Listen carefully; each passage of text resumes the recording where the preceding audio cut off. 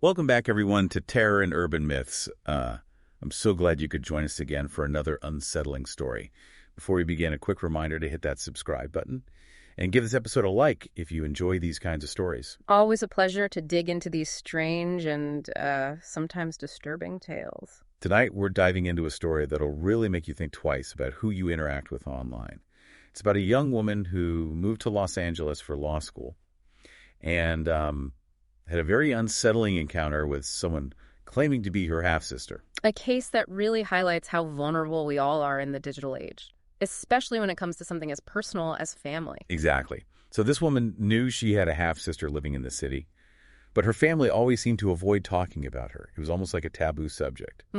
That's an interesting detail. Suggests there might be some complex family history there, something maybe the impersonator was aware of and was trying to use. It's certainly possible. Yeah. Was this woman settled into law school, she received a Facebook friend request from someone claiming to be this mysterious half-sister. It's remarkably easy to create fake profiles online and manipulate information. It's a common tactic in catfishing scams, where someone creates a totally false persona to deceive others. Right, and at first she was thrilled by the idea of finally connecting with her sibling.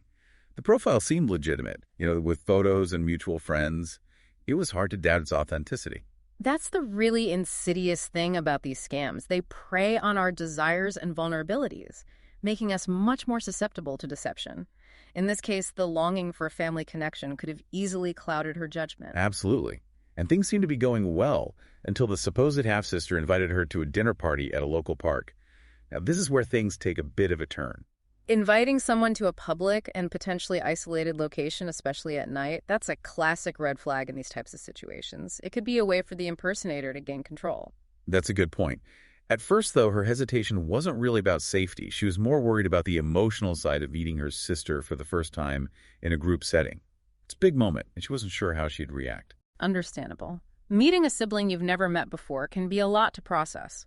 It's natural to want to control the environment and the emotions involved. So she politely declined the dinner invitation. Yeah. But later, curiosity got the better of her. She decided to look up the park online just to see what it was like. It's natural to be curious about a place, especially if you're thinking about meeting someone there.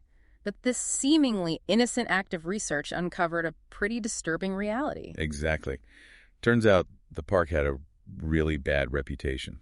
It was known for gang activity, drug use, and violent crime.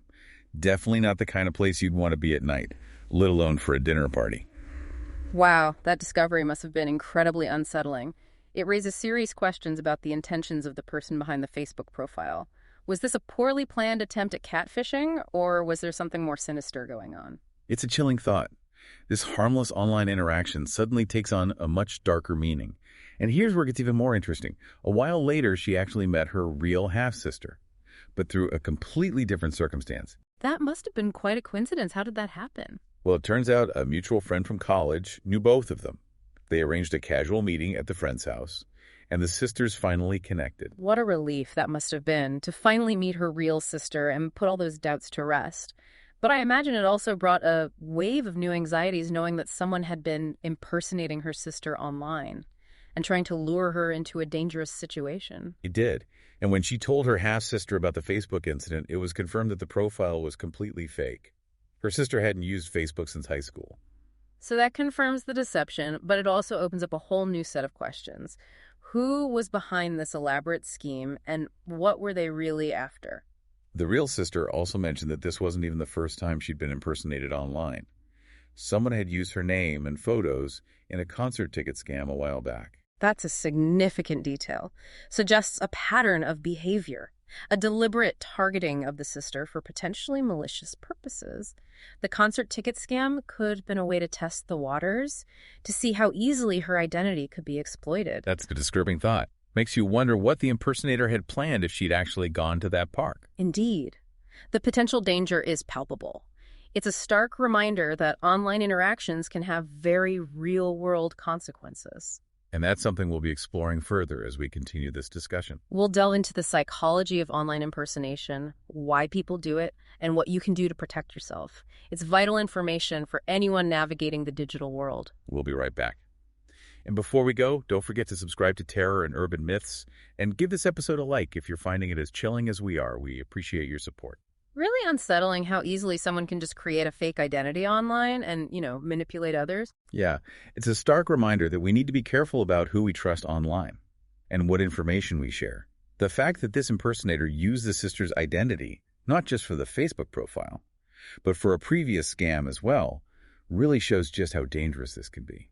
This case really reveals a disturbing pattern of behavior. I mean, the impersonator clearly understood the power of family bonds and used that knowledge to try and build trust and, manipulate the situation. Yeah, you're right. Exploiting that desire for a family connection is especially insidious. It preys on a very deep emotional need. It does. Raises the question of motive. What was this person really after? Was it financial gain, or was there something even more sinister at play, like, the possibility of harm at that park?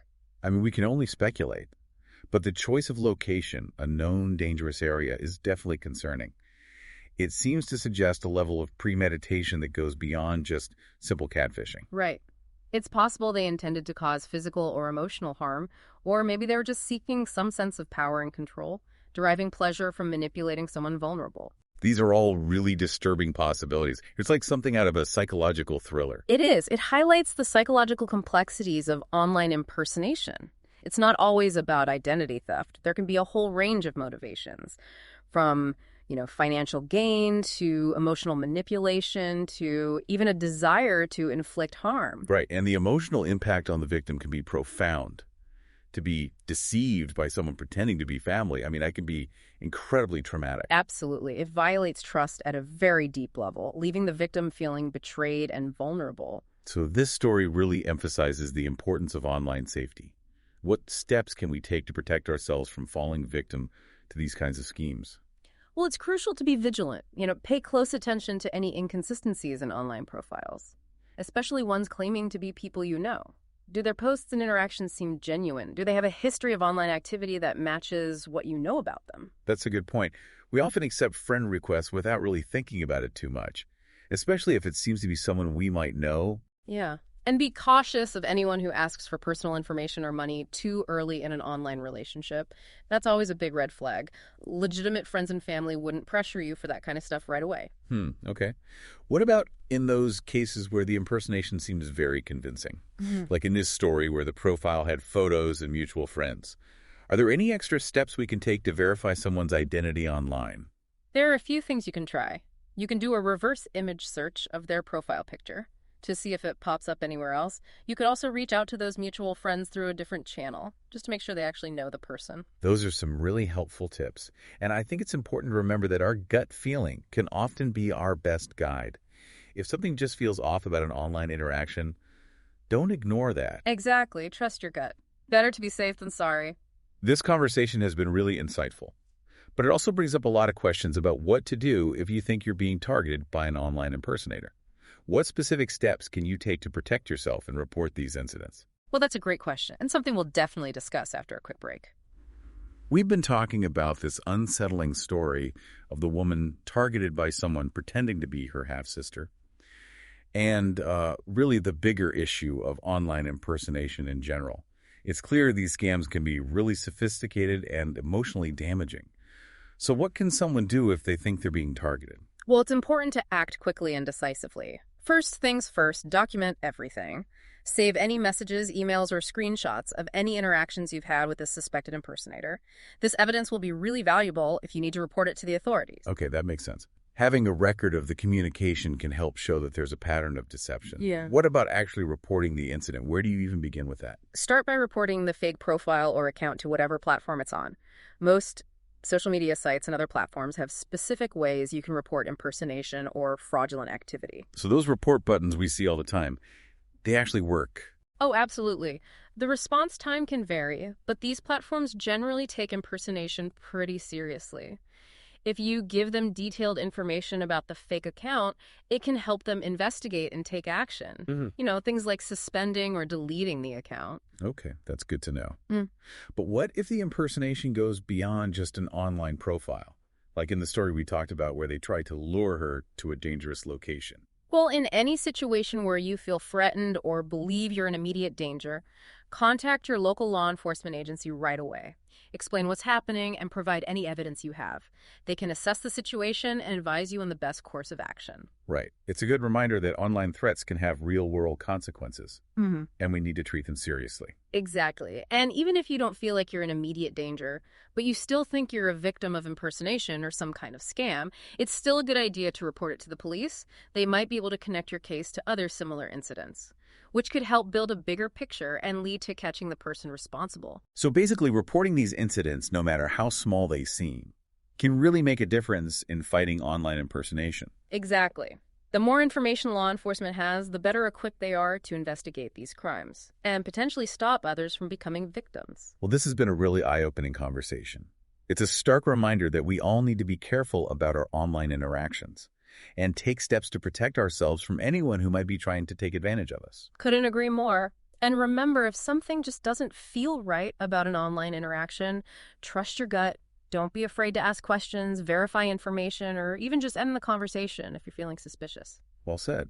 It's been fascinating, though, a little unsettling, unpacking this case of the fake sister and really taking a look at the dark side of the internet. Definitely. But hopefully by talking about these tactics and giving you some tools to stay safe online, we can all navigate the digital world with a little more confidence. Absolutely. And thanks to everyone for joining us tonight on Terror and Urban Myths for this chilling look into online impersonation. If you found this episode interesting, don't forget to subscribe to our channel. Hit that like button and turn on notifications so you don't miss our next deep dive into the world of terror and urban legends. Stay safe out there, everyone. And remember, not everyone is who they say they are.